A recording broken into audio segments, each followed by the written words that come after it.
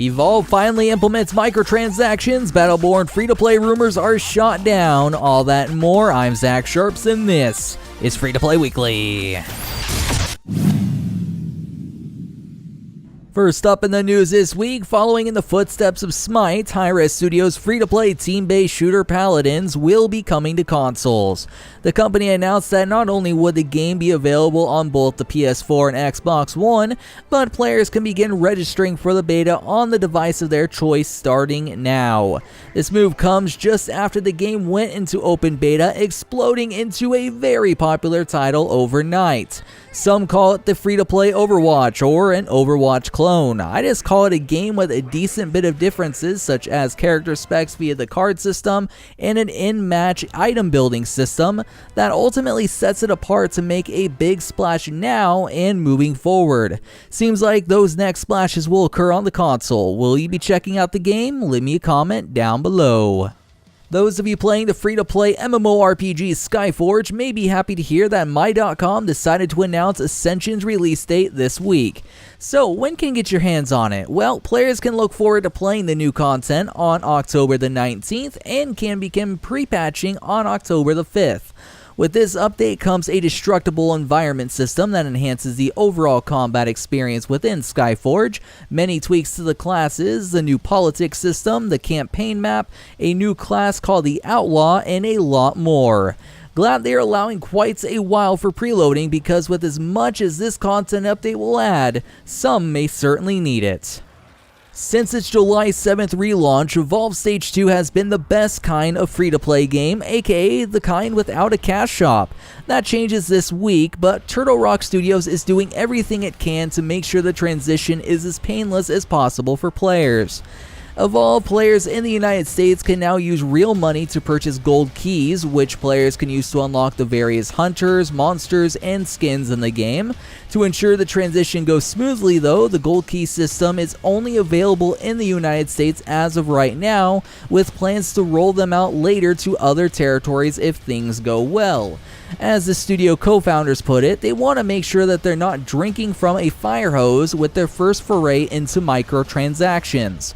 For me, it was a very surprising move that they didn't implement this system earlier, and it's great that they're trying to make the transition go as smooth as possible, which is a huge difference compared to the game's original launch. The most shocking story most of us can hear by the end of this year is that Gearbox Software's team-based shooter Battleborn will go free-to-play. Sarcasm aside, this week there was actually rumors on Kotaku about this very move. However, they were shortly shut down by the CEO of Gearbox, Randy Pitchford, who stated the following on Twitter, quote, "I was just told about a reckless story about Battleborn going free-to-play, which is false.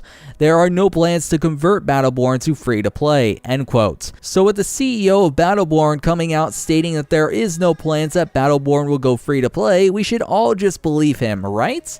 Well, it certainly wouldn't be the first time that a developer denies claims of this type of move before they're actually ready to announce it. Plus, with it ending up in a Humble Bundle not too long ago and Steam numbers not looking so hot right now, it would be smart to make such a transition. However, will they? It's time for the question of the week. Last week on the show, I asked how long do you judge a game before you uninstall it. A user by the name of KRulei stated the following: "If the starting experience is not good, I view it as a reflection of the rest of the game. The game needs to be fun from the first minute to max level. If it's not, I assume endgame sucks just as much."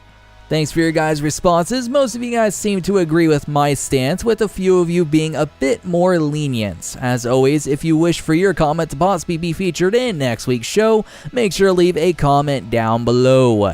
This week's question is, do you think Battleborn will announce a free-to-play move by the end of this year, or will it just stay buy-to-play? On my Twitter, at Zach Sharps, link down below by the way, wink wink hints hints, I predicted that the game will go free to play by the end of this year, likely Q4. Curious if you guys think I'm crazy or my prediction is in the realm of possibility. Last up in the news this week, those of you guys still playing NCSoft's free-to-play MMORPG Aion Online may be quite hyped for Update 5.1. If you are, they released more news regarding this update that might interest you.